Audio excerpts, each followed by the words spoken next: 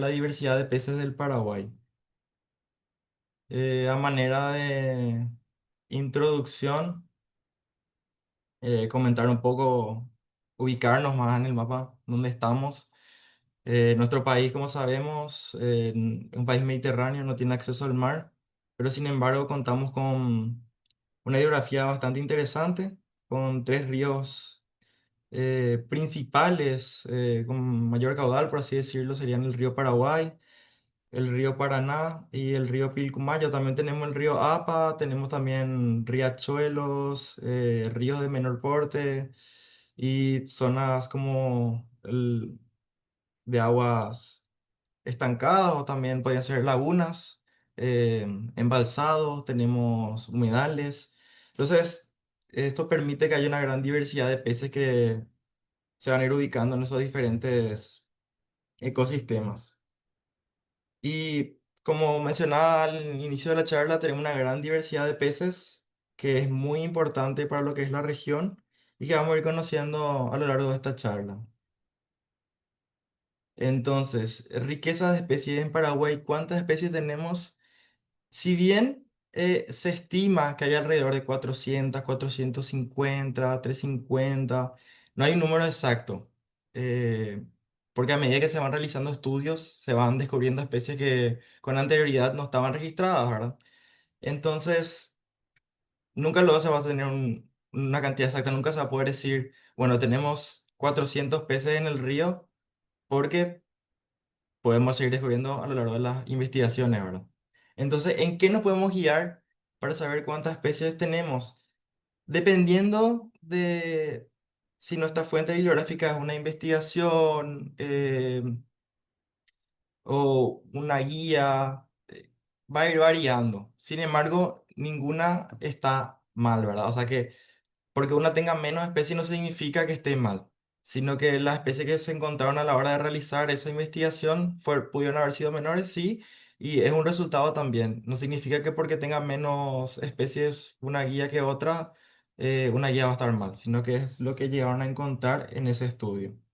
Entonces tenemos guía de peces, hay guía de peces nacionales. eh, Creo que hay alrededor de 5 o 6 libros con ilustraciones. Después tenemos también checklists, como el de Kerber, que está bastante completa, es una de las más completas. Yo generalmente me guío en eso para realizar taxonomía.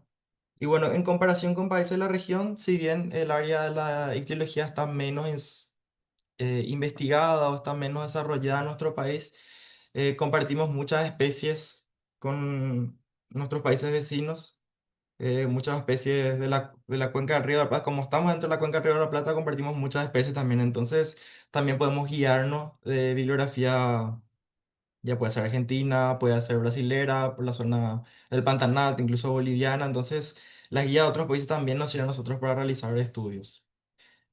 ¿Cómo se diferencian, cómo se identifican, cómo se agrupan los peces? Esa es una gran pregunta que puede ir surgiendo.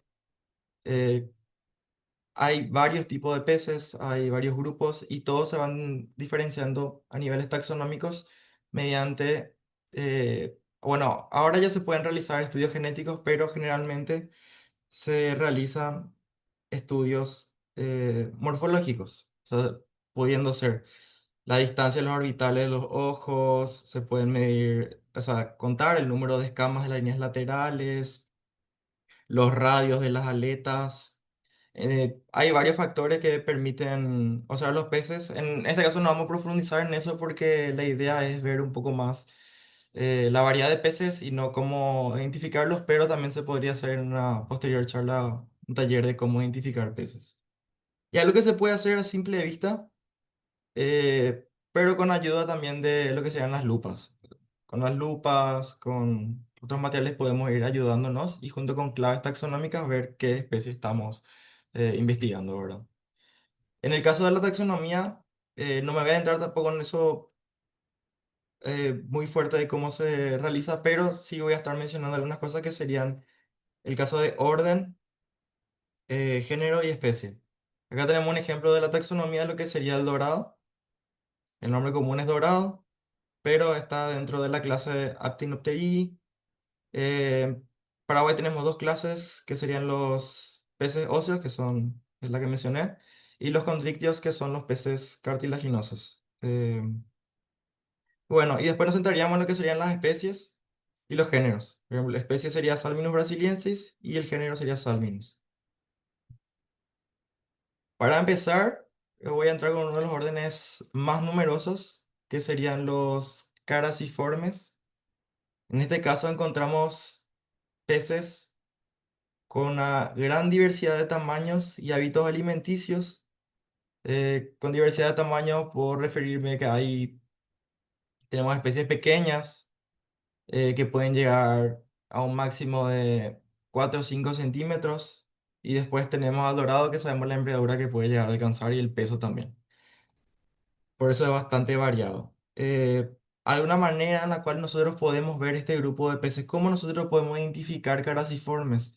La manera más fácil de determinar es, primero, la forma del cuerpo suele tener una forma de tipo lanza, se le suele decir, que podríamos observar en estos ejemplares. Si bien hay casos en los que se dan, siempre hay excepciones en todos los grupos, como podrían ser las Oplia o Taredo, que no tiene tanto una forma de lanza, pero generalmente la forma de los crassiformes es forma de lanza.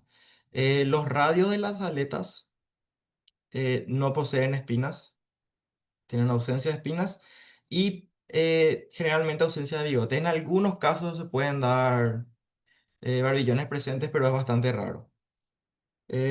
Bueno, tienen escamas, el cuerpo cubierto de escamas, dientes y presenta también una aleta adiposa, que sería esta aleta pequeñita de acá.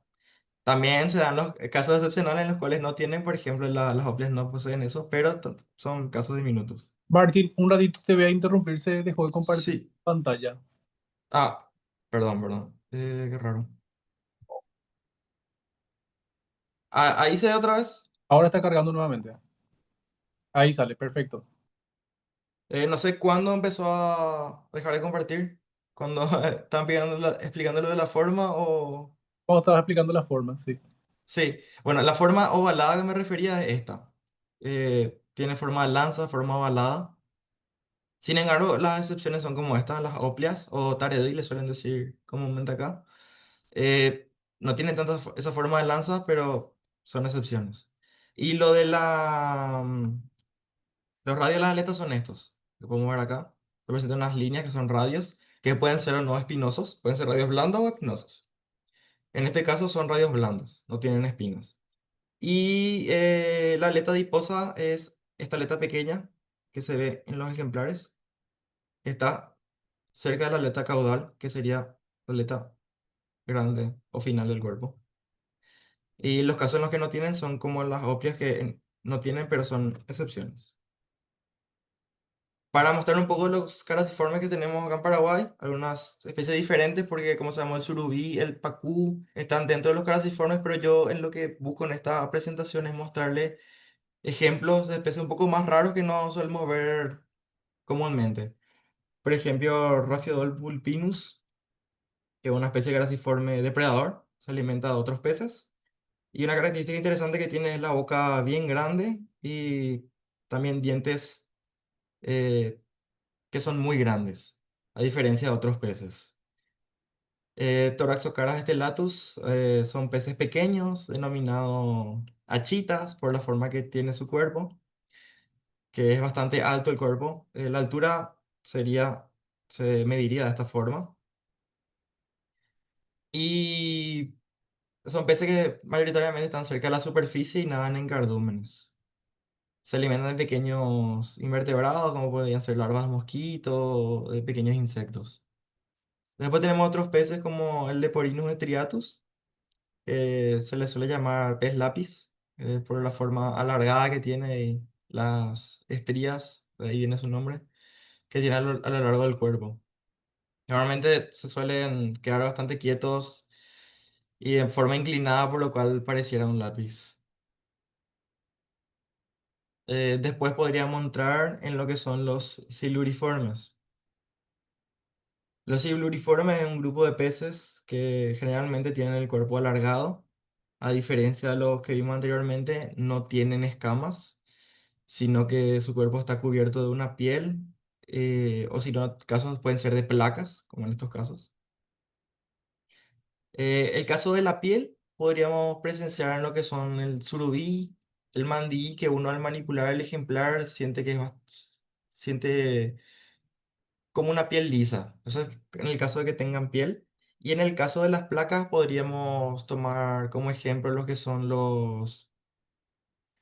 las viejas de agua o Hemingway, le suelen decir, que después les voy a estar mostrando que tienen el cuerpo un poco más áspero, más duro. Ellos sí poseen espinas en los radios de las aletas. Generalmente o sea, están en las aletas dorsal y pectorales, que son espinas que son filosas y aserradas. Generalmente son utilizadas para defensa contra depredadores. Y mayoritariamente estos presentan hábitos nocturnos. En cuanto a... Pueden estar presentes durante el día también, pero en el horario en el que más vamos a encontrar estos peces es durante la noche. Suelen esconderse bajo troncos, vegetación. Su alimentación es bastante variada, pero generalmente es piscívora, o sea, se alimentan de otros peces. En los ejemplares de menor tamaño sí se alimentan ya de macroinvertebrados, de larvas, y también pueden alimentarse algunos de detritos, como sería en el caso de los hipostomus, que mencionaba, el Guaymin o vieja del agua que le suelen decir. Acá podemos ver las placas dérmicas que poseen estos peces y también las espinas. Ellos tienen una boca especializada para alimentarse de los detritos, de las algas que se van formando, en lo que serían troncos o rocas. Después tenemos otros peces de menor tamaño, como serían las coridoras. Son también siluriformes. Estos peces tienen alrededor de 2 a 3 centímetros. Generalmente andan en cardúmenes. En el caso de los siluriformes también tenemos peces que pueden alcanzar grandes tamaños, como sería el caso del surubí o el manguruyú, y tamaños pequeños como este ejemplo que les estoy diciendo de la coridora. Incluso hay siluriformes que tienen tamaños mucho más pequeños, como Parabandelopsiptera, que es también un siluriforme, pero estaría dentro del grupo de los peces que son denominados peces parásitos. Estos peces suelen adentrarse en lo que serían los órganos branquiales de los peces. Acá, por ejemplo, está sobre la branquia, y ellos se alimentan de la sangre de los otros peces. Como sabemos, las branquias es una zona en la que se irriga mucha sangre, y entonces ellos aprovechan y entran ahí y se alimentan de la sangre de los otros peces. Por eso serían considerados parásitos. Después entramos al orden cicliforme, de los cicliformes. Son peces que a simple vista uno lo puede llegar a confundir con los caraciformes, pero les voy a estar diciendo una forma de diferenciarlos. Primero que nada, suelen tener la boca bastante grande y fuerte. ¿Por qué se da esto? Porque ellos tienen comportamientos sociales bastante complejos, como podían ser que ellos son territoriales. Entonces, ¿qué sucede? Eh, a diferencia de otros animales, como serían los mamíferos, los cuadrúpedos, demás, no tienen extremidades con las cuales ellos luchar, entonces reemplazan eso con la boca fuerte. Entonces ellos diría que compiten por el espacio, por las hembras, por territorio, con la boca. O sea, suelen morderse las mandíbulas y generan estiramientos para luchar con los otros machos. Generalmente son agresivos, o sea, son más agresivos en periodos reproductivos. Hay ocasiones en las que son agresivos con todas las especies, en ocasiones agresivos con ejemplares de su misma especie. También presentan dimorfismo sexual en muchas de las especies presentes dentro de este orden, que sería que los machos suelen tener coloraciones diferentes a la de las hembras, o en ocasiones los machos son los que tienen las coloraciones, mientras que las hembras mantienen un solo color. También algo súper importante de mencionar es que los cicliformes presentan estas espinas a lo largo de la aleta dorsal. O sea, solamente en la aleta dorsal es que presentan ellos estos radios espinosos. Y también son utilizados para defensa de depredadores. Algo también interesante que tiene este grupo de peces es que presentan cuidado parental. Entonces, ¿qué significa eso?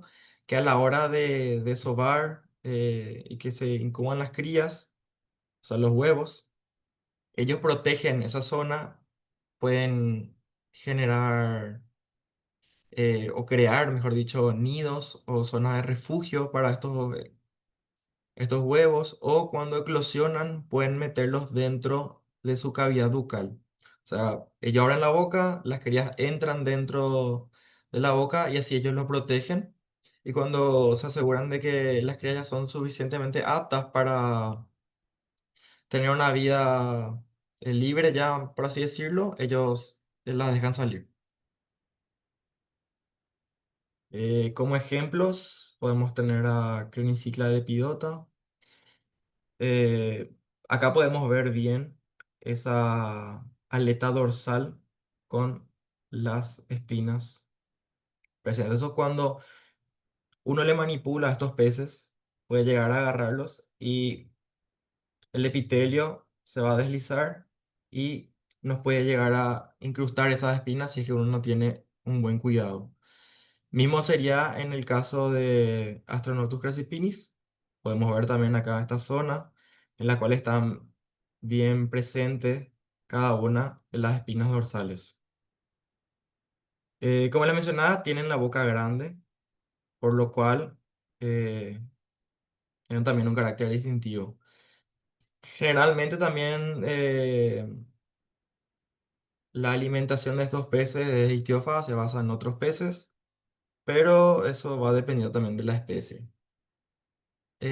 Hay casos de ciclios que son más comunitarios, que no son tan agresivos como pueden ser los apistogramas o ciclidos enanos, son ciclidos de tamaño bastante pequeño y también presentan este dimorfismo sexual. Los machos suelen ser más coloridos que las hembras, suelen tener estos colores azulados, iridiscentes cerca de los ojos.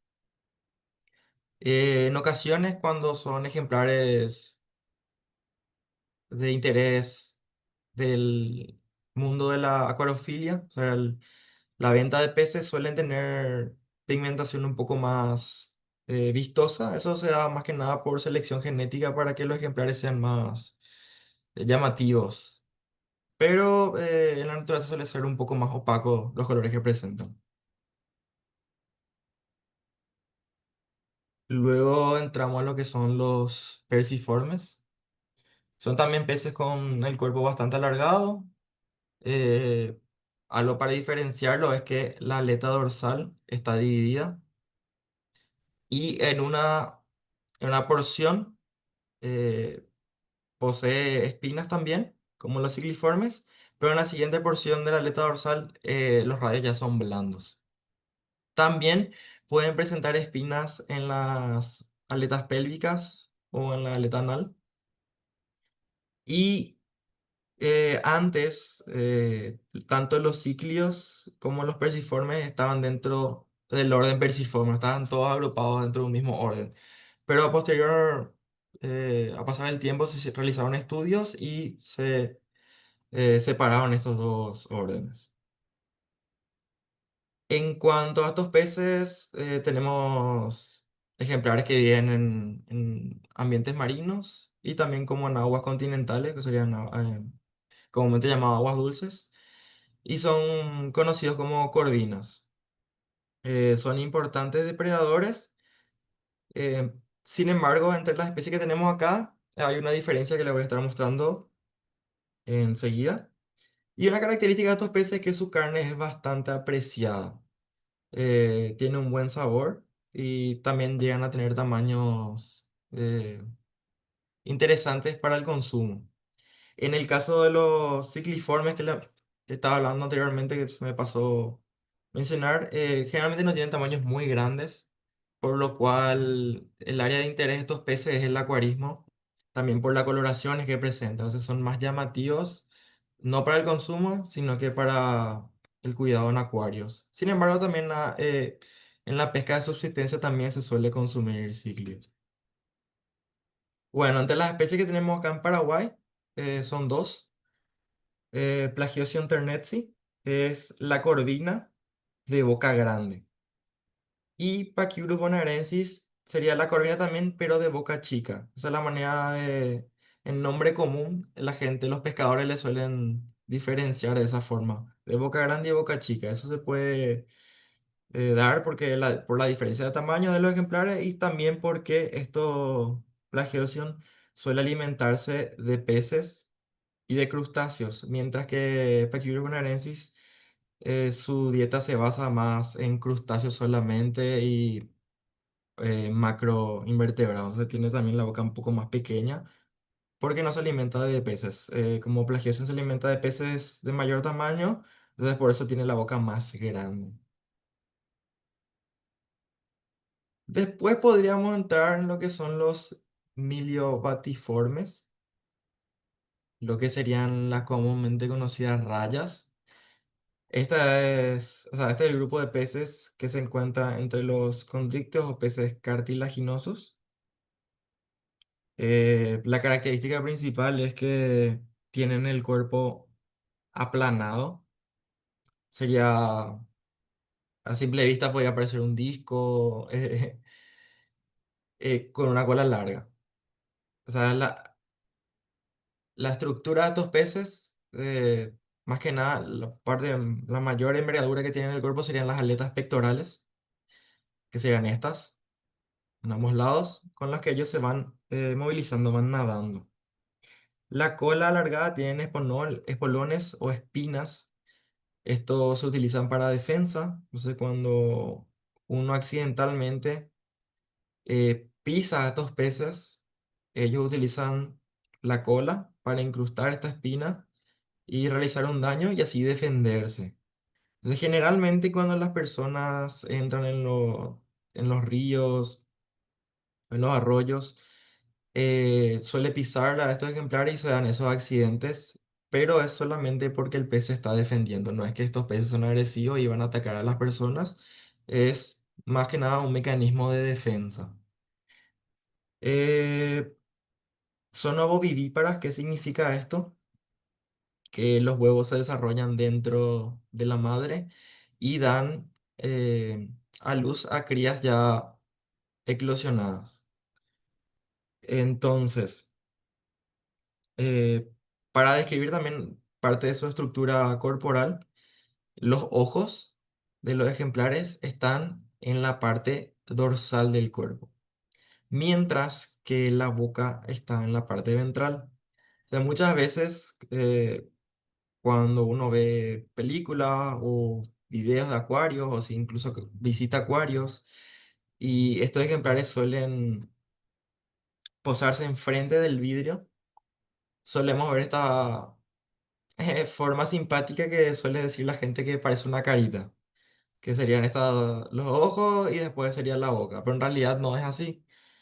Lo que tenemos acá serían unas fosas nasales o narinas que tiene el ejemplar y esto sí es la boca, pero los ojos están en la parte dorsal, o sea, con ellos no ven, no ven nada debajo de su cuerpo, sino que tienen órganos sensoriales con los que ellos van sintiendo que tienen debajo y que están comiendo, pero su visión se encuentra en la parte dorsal. Generalmente son peces solitarios y habitan en zonas arenosas o fangosas, zonas con lodo. Y lo que hacen estos peces es eh, esconderse o ubicarse debajo del sustrato, debajo de la arena, debajo del limo del fondo. Y por eso que se dan esos accidentes en los cuales se les pisa, porque están, podría decirse, camuflados y uno no los ve y se dan estos accidentes. Ellos se alimentan de pequeños peces, de crustáceos y otros organismos. Como ejemplo de especies nativas tenemos a Potamotrigon motoro. Una manera de identificar a esta especie de raya es por estos lunares que tiene a lo largo del dorso del cuerpo, que son bastante eh, vistosos, que son amarillentos y tienen un borde un poco más oscuro. Después tenemos otro ejemplo, que es Potamotrigon brachyura. Estos peces se encuentran entre los peces más grandes de agua dulce de Latinoamérica. O sea, en nuestros ríos, uno de los peces más grandes podría ser Potamotrion brachyura junto al surubí. Incluso pueden llegar a los 200 kilos y tener un diámetro de 2 metros. Justamente esta foto es del programa Monstruos de Río que solía dar en Discovery Channel. Creo que el programa fue grabado en Argentina, pero sin embargo nosotros también tenemos ejemplares de estos peces en nuestros ríos. Es difícil encontrar ejemplares tan grandes debido a la sobrepesca, pero con el tiempo pueden llegar a crecer y tener grandes dimensiones. Y luego podríamos entrar con lo que son los gimnotiformes, peces comúnmente llamados morenitas. Se acostumbra a utilizar estos peces en el ámbito de las carnadas vivas para capturar ejemplares como pueden ser el surubí o el dorado, debido a que son parte de la alimentación de estas grandes especies depredadores. Estos peces tienen forma de cuchilla, como podemos ver, asemeja lo que sería un cuchillo, o de hachita también podrían ser en unas ocasiones, pero como son alargados, se les suele decir forma de cuchillo. Ellos carecen de una aleta dorsal, pero sin embargo, algo característico de ellos es que tienen una aleta anal bastante extensa, por lo cual estos peces pueden realizar un nado hacia atrás de una manera mucho más fácil que otros ejemplares. Eh, Generalmente cuando uno puede observar los peces en aguas transparentes, si uno se acerca, estos suelen darse la vuelta y nadar lejos, porque es más difícil para ellos nadar en retroceso. Sin embargo, estos peces, como tienen esta aleta anal alargada, eh, van generando pequeñas vibraciones y le permite nadar hacia atrás de una manera mucho más fácil. Estos peces son peces eléctricos, cuentan con órganos eléctricos capaces de generar descargas de baja intensidad. Estas descargas no son para matar a sus presas o atontar a sus presas como hacen las anguilas eléctricas. Sin embargo, estos peces utilizan estas descargas para ubicarse, tanto ubicarse en su entorno como para comunicarse, se cree que también para comunicarse entre ellos, porque son peces que tienen una visión bastante pobre, tienen ojos bastante pequeños y son de hábitos nocturnos. Entonces, con estos órganos eléctricos ellos permiten ubicarse en zonas de baja luz. También suelen encontrarse en partes donde abunda la vegetación acuática. Generalmente están entre las raíces de los embalsados. Cuando nos referimos a embalsados, podrían ser grupos de plantas flotantes como los camalotes. Entonces ellos se encuentran en las raíces de esas plantas o mismo si hay plantas sumergidas, se encuentran entre ellas porque estos son peces que no nadan de manera muy rápida. Entonces, si están en agua libre, están expuestos, es más fácil que otros peces se alimenten de ellos, por lo cual están generalmente cerca de vegetación, troncos y escondiéndose. Estos peces también tienen la boca bastante pequeña, por lo cual se suelen alimentar de zoo y fitoplancton. Como ejemplos tenemos a la Eichmannia trilineata, que podría decir, comúnmente se le llama como morenita blanca, que son peces los que se utilizan para la gente que pesca, va a reconocer que son peces que se venden como carnada viva. Tenemos a Pteronodon albifrons, eh, que comúnmente es más, no sé si decirle famosa o más reconocida en el ámbito del acuarismo como pez cuchillo fantasma. Es bastante simpática la apariencia de estos peces, por lo cuales también son apreciados en el mundo del acuarismo. Y después tenemos un caso como Ramplictis hani, que también es bastante vistosa esta especie debido a la cabeza alargada que tiene y el patrón de coloración bastante, eh, puede decirse, llamativo o diferente a las demás especies. O sea que acá podemos ver especies que son de un mismo orden, pero vemos esas diferencias que tienen por las cuales se van categorizando entre familias y especies. Después podemos continuar con lo que son los ciprinodontiformes. Estos son peces bastante peculiares porque algo característico de ellos es que presentan tamaños pequeños, aunque hace cuestión de unas semanas se describió una especie nueva en la Argentina que podía alcanzar los 15 centímetros, de 10 a 15 centímetros de longitud total, si mal no me equivoco, pero que es bastante grande en relación a lo que es este orden de peces. Ellos son bastante diversos en cuanto a estrategias reproductivas, porque pueden poner tanto huevos como reproducirse de forma ovovivípara, como en el caso de las rayas, que los huevos se van desarrollando dentro de la hembra y luego da paso a crías ya auto, o sea, crías, van pariendo crías que ya son autosuficientes. Estos peces también presentan un dimorfismo sexual bastante marcado debido a que la aleta anal de los machos está modificada para la cópula en el caso de las especies ovovivíparas. En este ejemplo también podemos ver cómo los machos suelen tener patrones de coloración a diferencia de las hembras y las hembras suelen ser bastante más grandes que los machos. Hay una diferencia de tamaños también. En el caso de esta especie, por ejemplo, que se llamaría Poecila reticulata, que es una especie exótica que se ha introducido en América del Sur, que proviene de Norteamérica.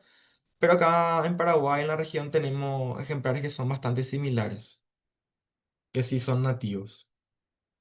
Bueno, habitan ambientes lénticos y lóticos, o sea, están en zonas en las cuales pueden ser ríos, como zonas de aguas más tranquilas, como las lagunas o humedales, pero se adaptan bastante bien a ambos ambientes y también se pueden adaptar a condiciones extremas, condiciones de poco oxígeno disuelto en agua como en zonas con aguas que tengan también altas temperaturas. Incluso un grupo de estos peces tiene la capacidad de sobrevivir sequías, o sea, periodos de sequías, lo cual se realiza de la siguiente manera. Los machos y las hembras o sea, eh, se reproducen, los huevos son depositados en el sustrato, se da la temporada de sequía. El agua en el lugar en el que estén se seca completamente, los adultos mueren, pero los huevos resisten esta sequía y en la próxima temporada de lluvias, cuando vuelva a inundarse la zona en la cual estaban depositados estos huevos, eclosionan estos huevos y nuevamente eh, se repobla la zona con estos peces.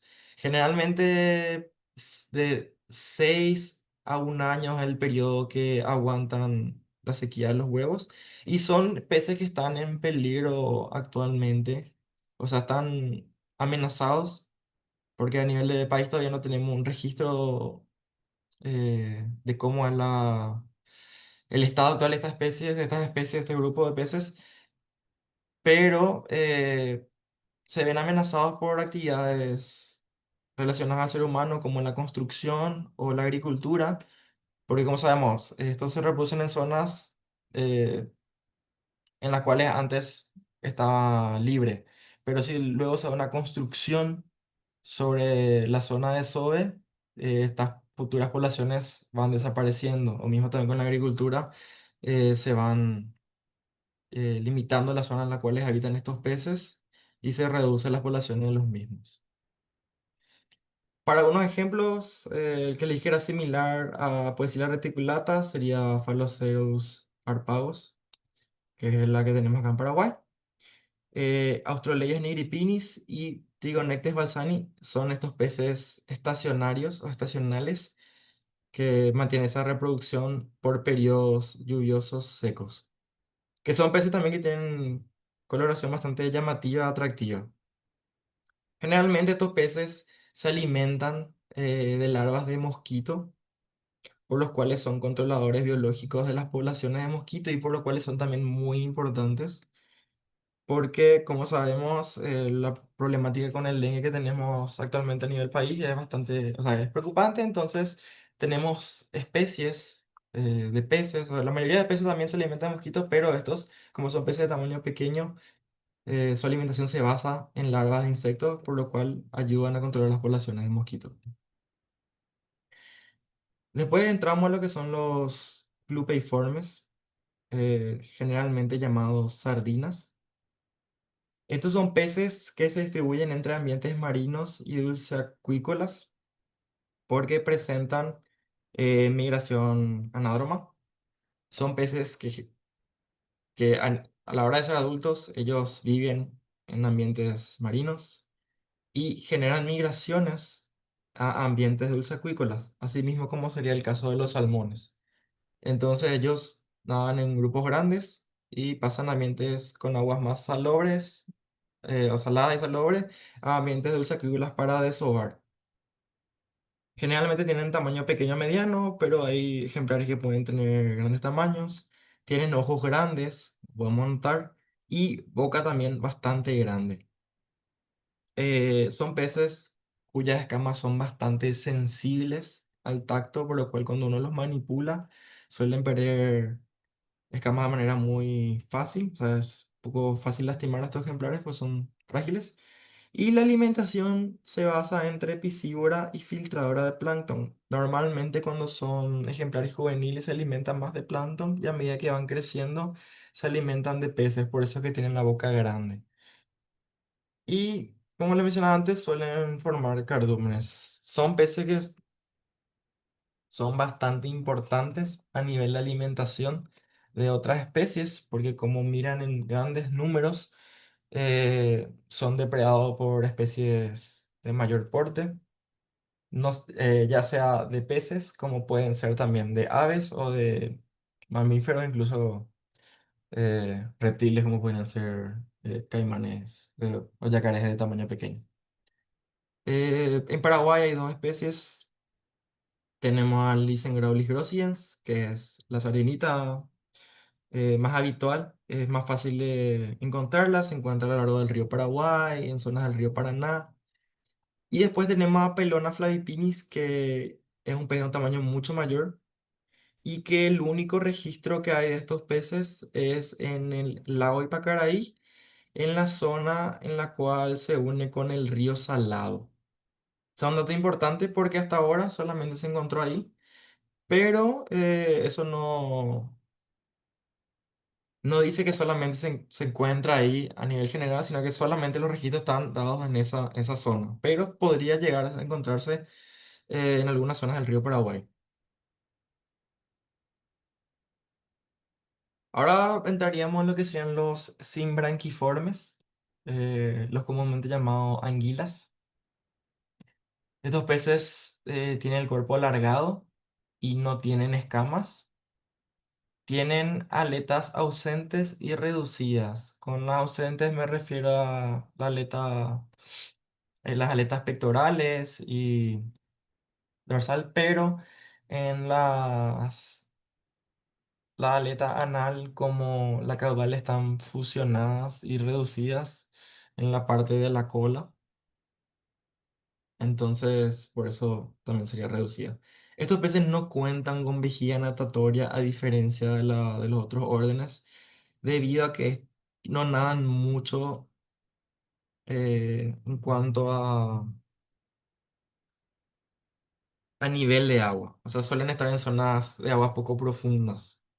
Generalmente en zonas arenosas, lodosas, con vegetación, presentan hábitos nocturnos y la alimentación es carnívora. Se alimentan de crustáceos, de peces, son más activos durante la noche, tienen también los ojos bastante pequeños y una adaptación que tienen es la capacidad de respirar oxígeno atmosférico.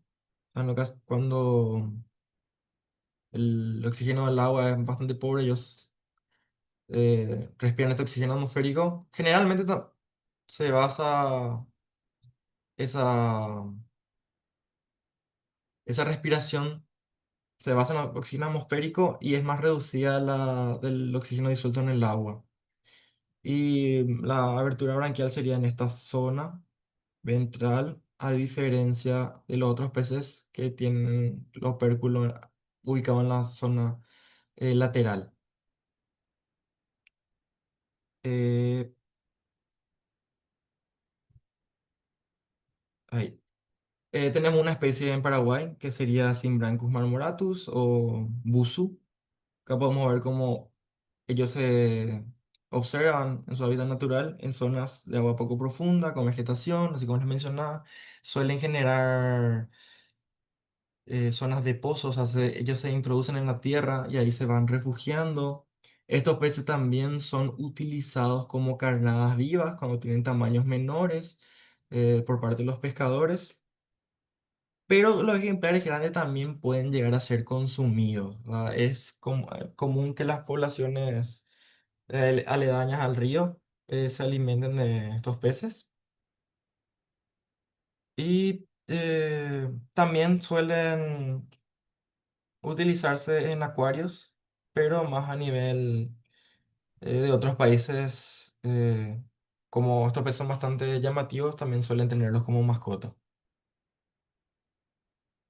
Entramos a un grupo de peces bastante peculiar, los ceratodontiformes, que serían los peces pulmonados. A diferencia de los branquiformes, estos peces sí presentan unas estructuras pulmonares, eh, si bien son primitivas, están desarrolladas, tienen dos pulmones, en el caso de este grupo de peces, y hay algunos que tienen un solo pulmón, pero estos tienen dos.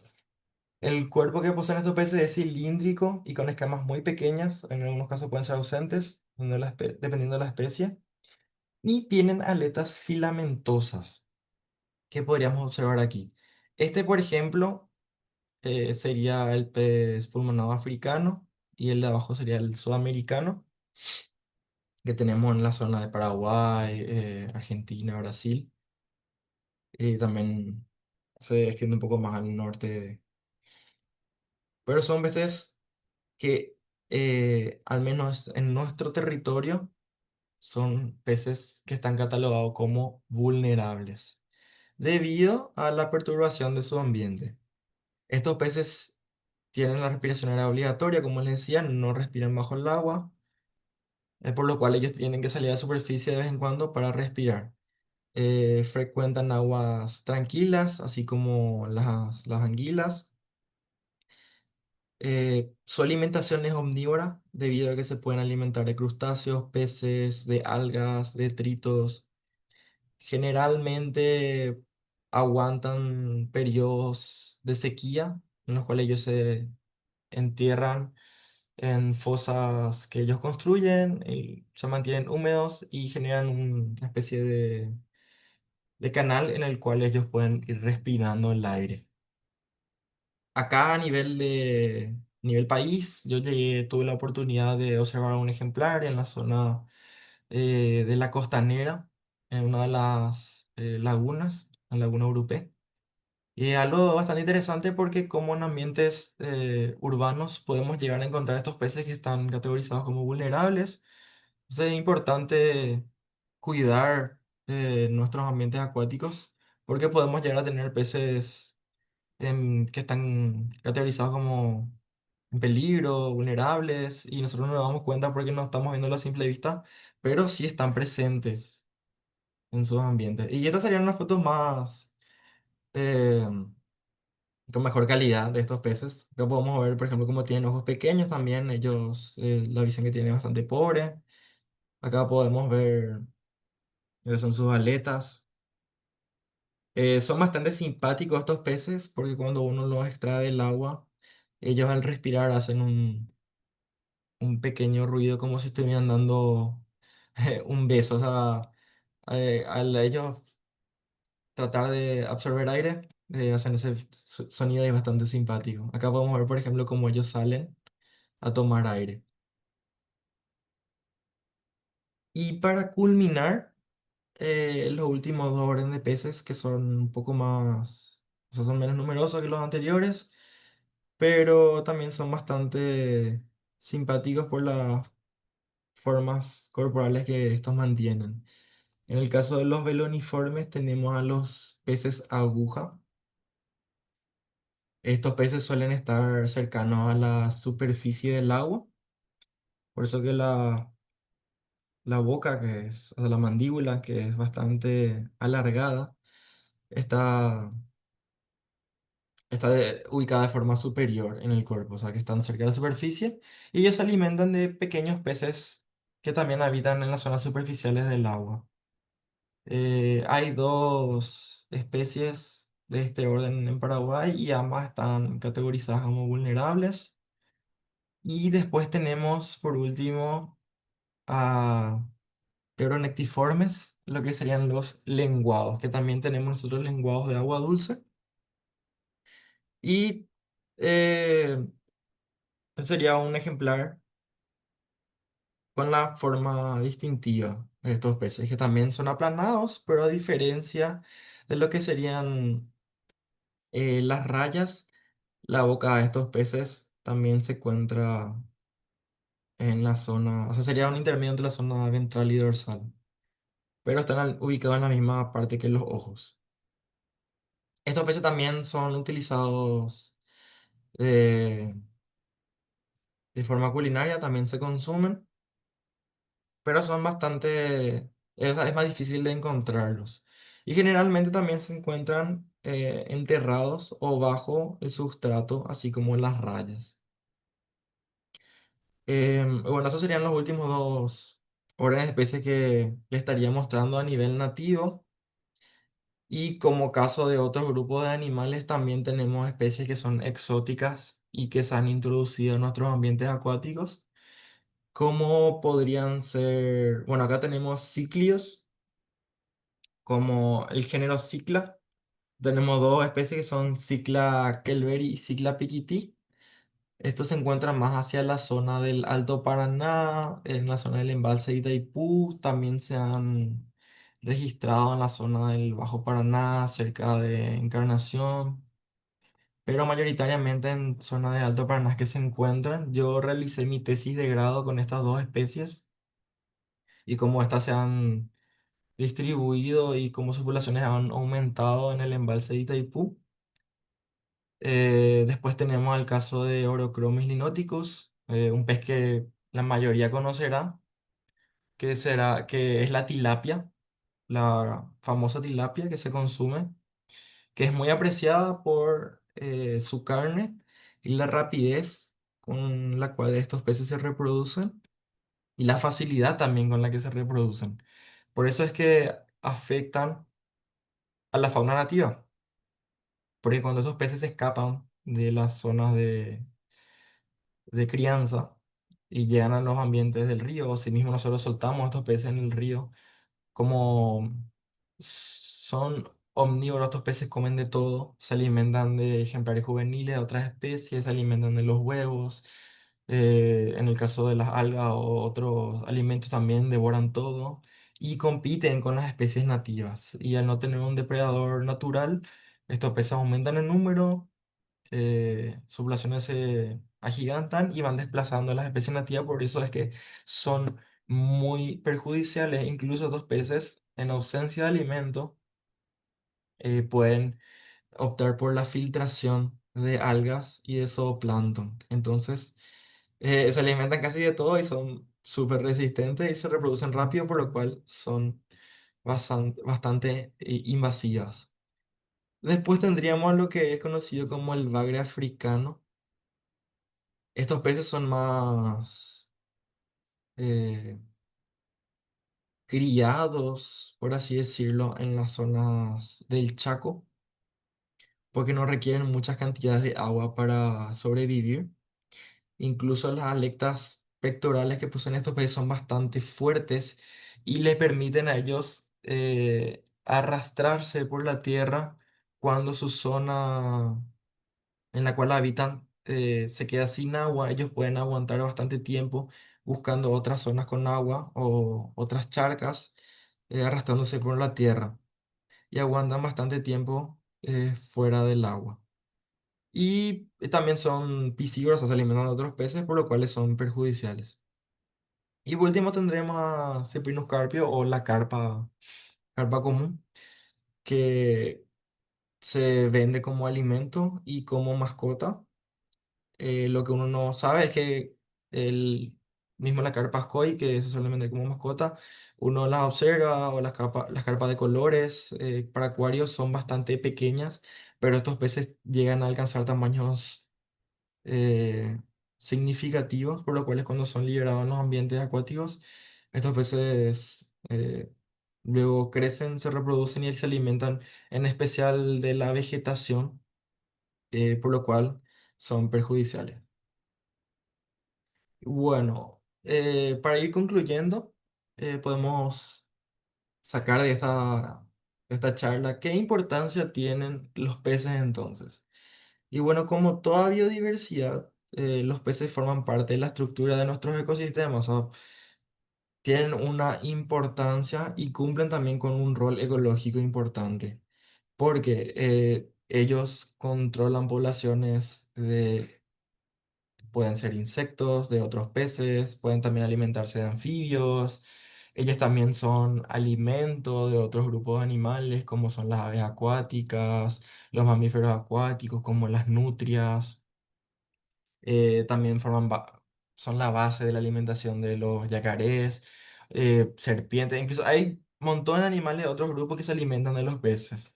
Y es que si nosotros perdemos especies de peces, esto va a ir afectando a los otros grupos y así sucesivamente. Entonces, eh, así como cualquier otra especie, ya sea de animal o de plantas, es importante cuidarlas. Y también tienen importancia económica, cultural. ¿Por qué? Porque es la base de o sea, la base del sustento y de la alimentación de muchas de las poblaciones ribereñas. De muchas personas se basan su ingreso económico en la captura de pescado. Otras personas sobreviven gracias al consumo de pescado, si bien no es comercializándolo, es para autoconsumo. Entonces también tiene una importancia, como les comento, económica y cultural porque esto se va realizando eh, de generación en generación.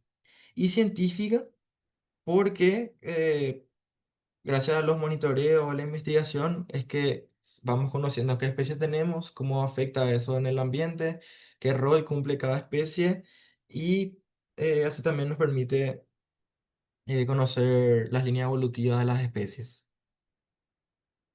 Entonces, ¿cómo podemos cuidar nosotros a los peces? Bueno, primero que nada, en el caso de la pesca, tiene que realizarse una pesca responsable y sostenible. ¿Qué quiere decir esto?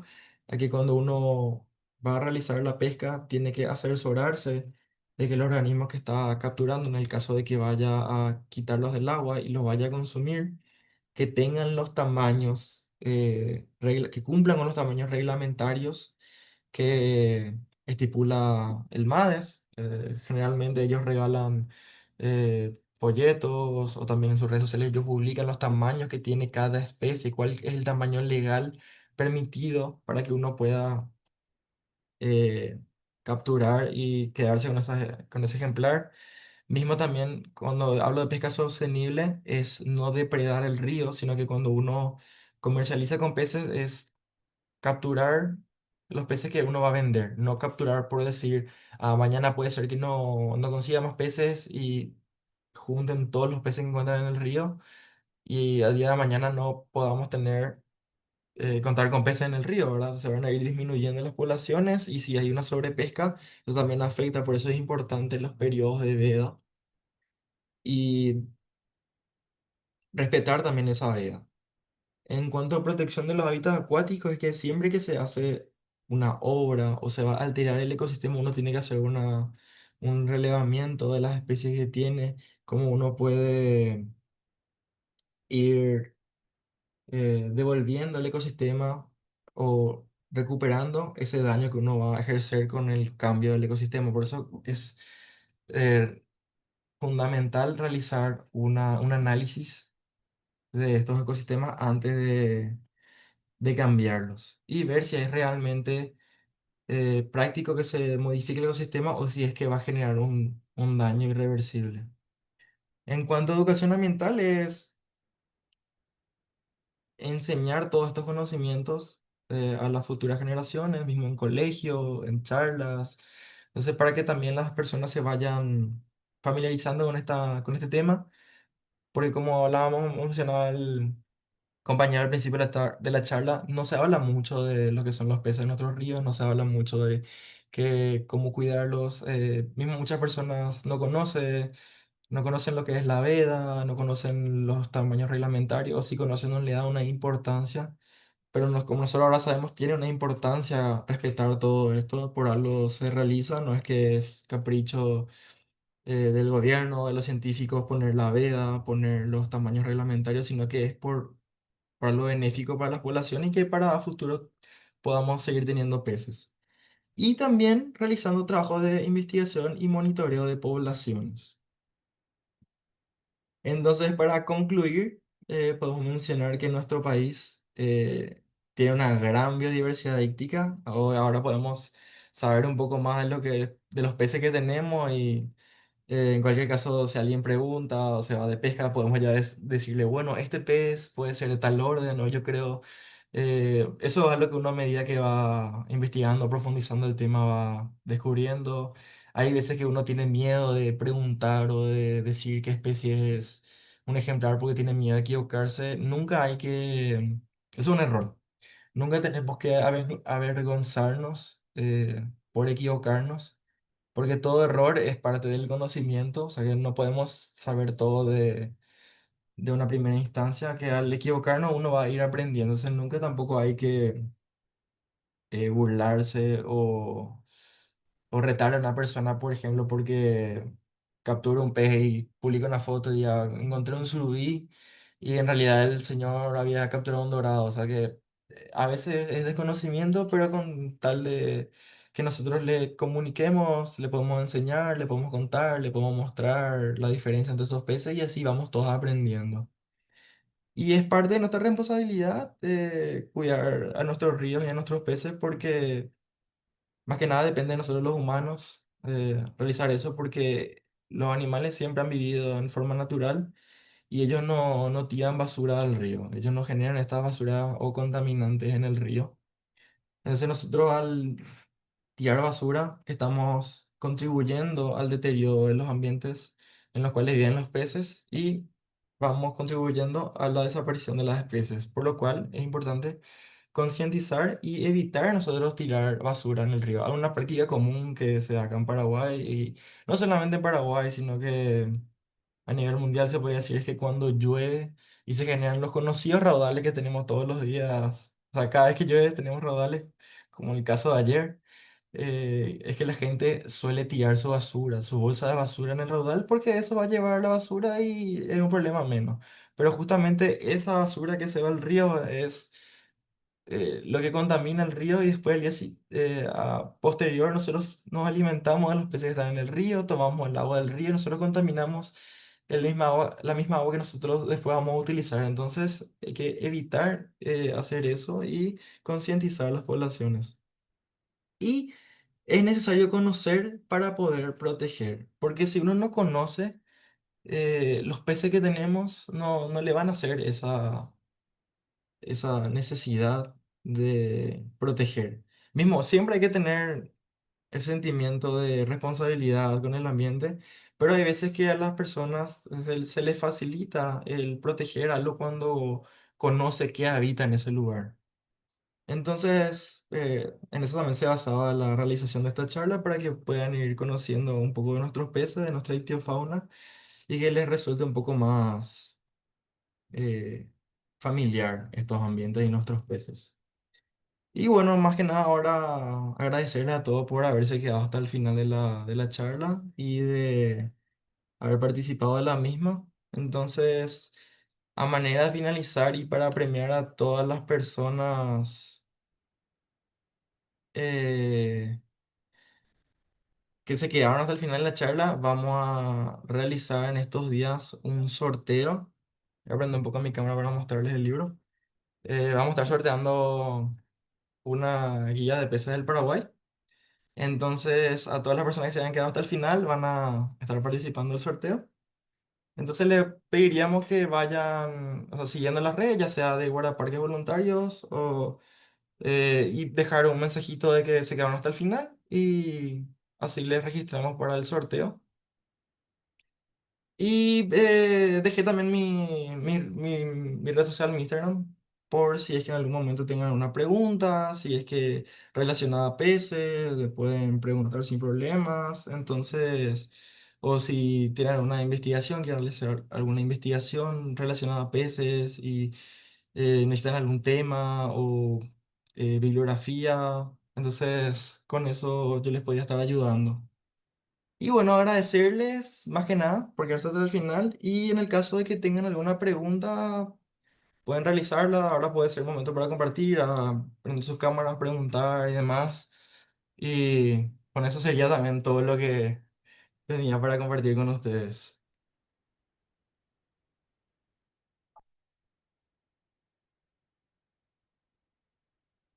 Ahí está. Excelente, Martín. Muchísimas gracias. Solamente para comentarle a los participantes que se quedaron hasta el final, también hicimos captura de de los registros que estuvieron presentes aquí con nosotros en el Zoom. Solamente nos falta el detalle de de una persona que tiene, aparece como iPhone Mon. Por ahí si nos puede escribir su nombre en el chat para poder registrar también para el sorteo entre todos los que quedaron hasta el final. Entonces, si nos escribe ahí, ya tenemos también su nombre registrado.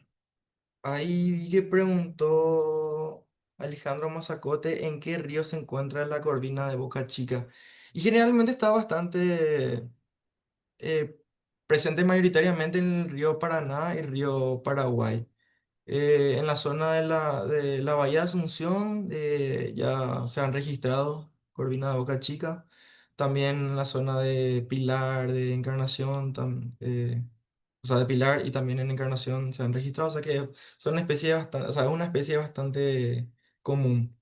Y después vi que Carolina Álvarez comentó que Pelona flavipinis hay también en la Bahía de Asunción. Sí, puede haber. Por eso comentaba que a nivel así de registro científico, en una publicación que vi que era, creo que era de Héctor Vera con Jimmy Enhart, era que mencionaban que los primeros registros estaban en la zona de Río Salado y em, el lago de Pacaraí, pero que también pueden haber en otras zonas. Y como menciona Carolina, también hay en la Bahía de Asunción.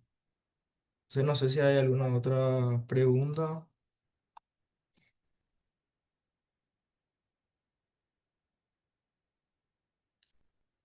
Que si hay algún estudio de dispersión de especies asociadas a la vegetación acuática, pregunta Rebeca Grala. Eh, la verdad que yo al menos no conozco, sería cuestión tendría que investigar un poco, pero que yo conozca no hay un estudio así a nivel general de especies. asociada a vegetación acuática. Eh, sí hay estudios a nivel regional de especies que son más comunes encontrar en zona de vegetación, pero a nivel local o a nivel país no estaría al tanto. Pero sería interesante investigar eso.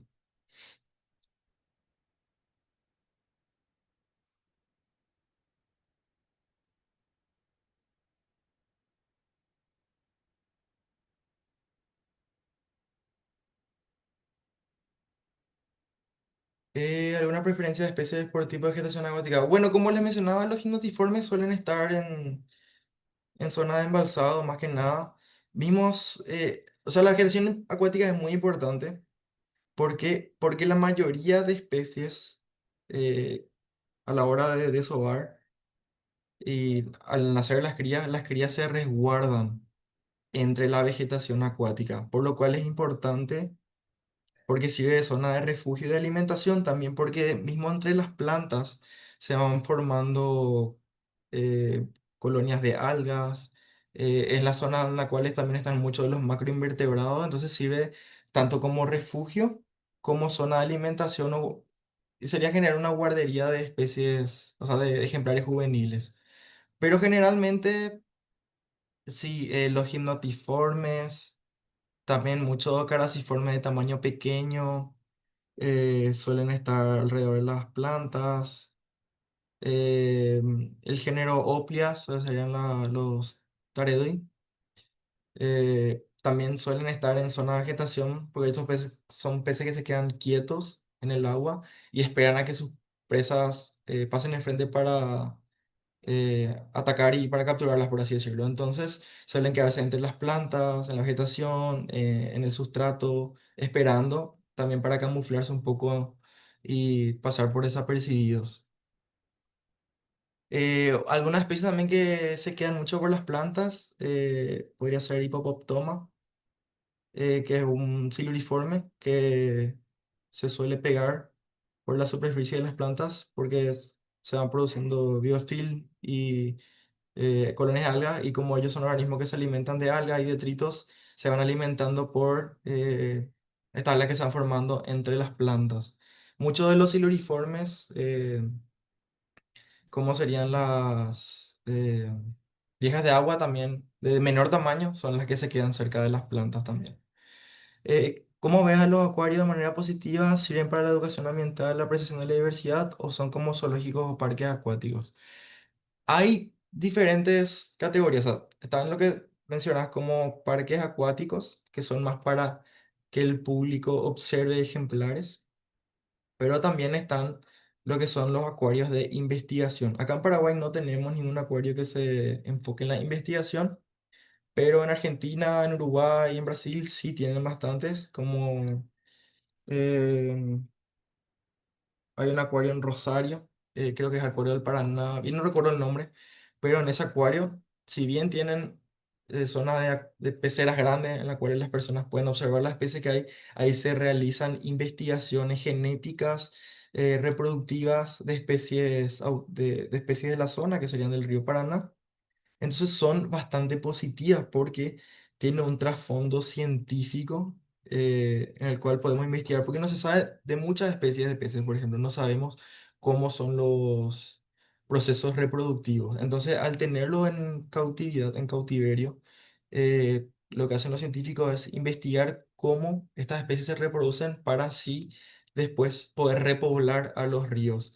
En el caso del salmón de Paraná, del surubí, del pacú, gracias a eso que se aprendió a reproducir estas especies y hoy día se realiza introducción de ejemplares, o sea, repoblación de peces, por ejemplo, por parte de la ITPU, que ellos tienen un programa en el cual reproducen estas especies nativas que están en disminución y lo que hacen ellos es como van criando estos peces y los peces los van soltando en el río y ya van marcados también para después así tener una noción de en qué zona se distribuyen estos peces y qué pasa con los mismos una vez son soltados.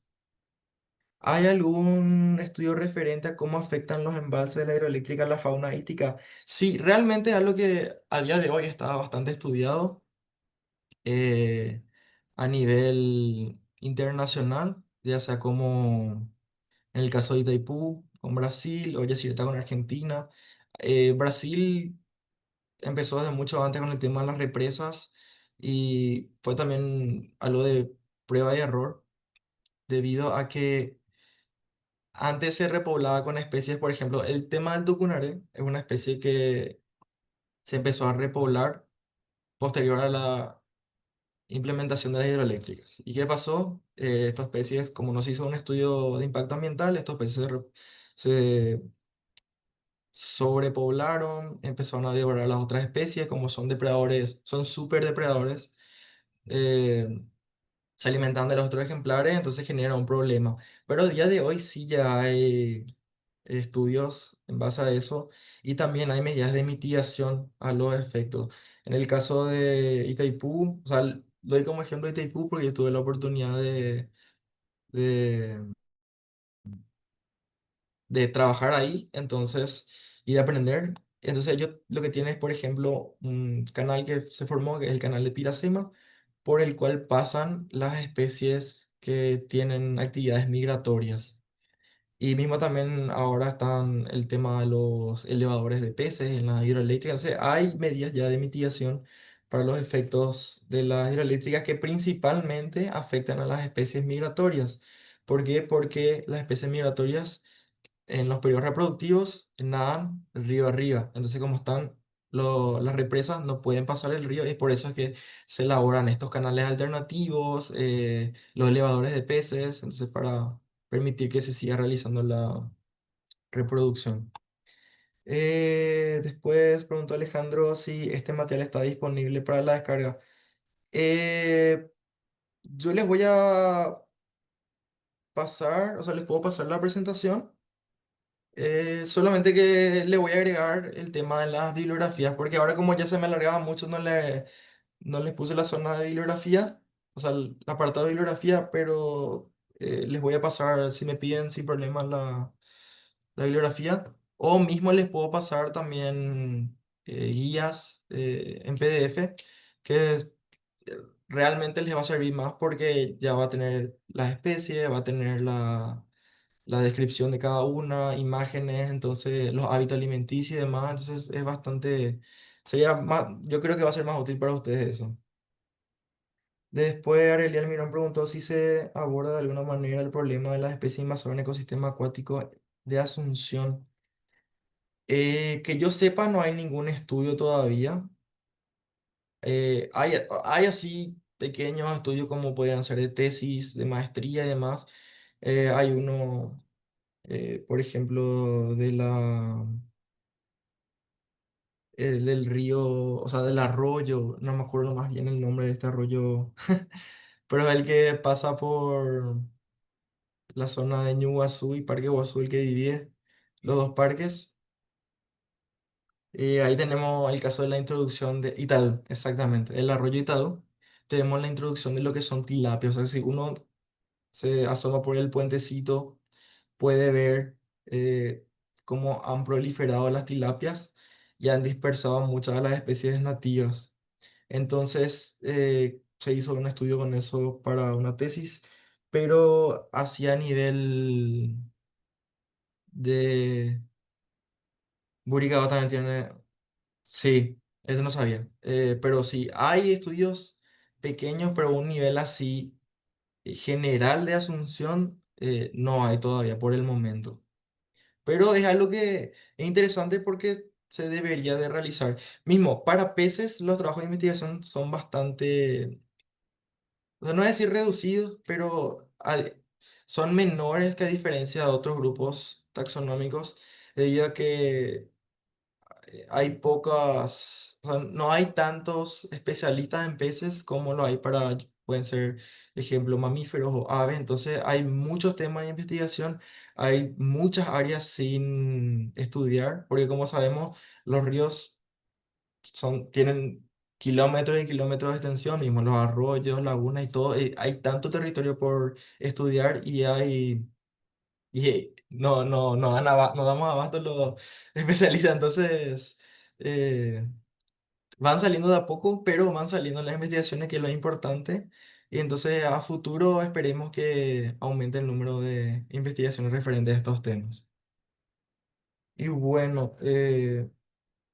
no sé si hay alguna última pregunta o si podemos ir cerrando para no quitarle más tiempo a ustedes. Si es que ya son todas las preguntas, así nos liberamos y ya así no les aburro tampoco de tanto que hablé.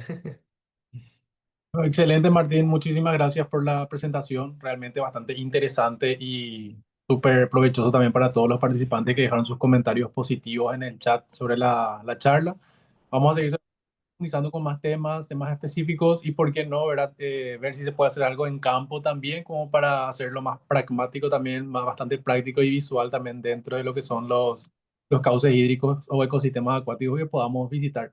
Justamente solemos hacer mucho sobre observación de aves, identificación de flora, hongos, pero sería como la primera experiencia ver un poco cómo se puede hacer algo en campo con peces, de manera también que se pueda visualizar eso también, ¿verdad? Entonces, por ahí si tenemos tu acompañamiento técnico, sería fantástico también. Sí, sin problema. Incluso se puede dictar un taller de cómo muestrear y cómo, o sea, identificar especies de peces, ¿verdad? O sea, es un poco complicado el ir a una zona y realizar un muestreo porque primero se necesitan muchos permisos del mar y demás para realizar, no es que uno se va y pesca nomás, pero el tema de las técnicas o cómo realizar sí se puede hacer sin problema y se pueden traer ejemplares conservados para diferenciar y hacer el taller, ¿verdad? Pero eso. Ahí preguntan los certificados cuándo nos van a estar mandando. Y a partir de mañana vamos a estar remitiendo a los correos también para los que solicitaron certificado. Bien, entonces podemos dar por finalizada la charla de hoy. Agradecerle a todos nuevamente, a Martín por el tiempo y la excelente presentación. Vamos a estar encontrando seguramente en futuros espacios como estos y también en las salidas de observación e identificación que solemos hacer también en Asunción y Gran Asunción. También nos estamos preparando para ir hacia Villarrica, Ciudad del Este, Encarnación y próximamente Concepción. Así que les invitamos siempre a estar atentos a las redes, que es el medio por el cual estamos compartiendo y difundiendo también las actividades que promovemos desde la organización y también con el programa Guardaparques Voluntarios. Muy buenas noches a todos y muchísimas gracias nuevamente. Hasta el siguiente encuentro. Hasta luego. Sí, si nos pasan sus correos, o sea, yo le voy a pedir a Rodrigo la lista de correos y les puedo compartir guías, ya sea de peces de la región o guías que les puede servir. La de PC La Vía Asunción está disponible para descargar. Si buscan PC La Vía Asunción, le va a aparecer. Está libre y el caso de las otras guías es cuestión de que soliciten y les pasamos.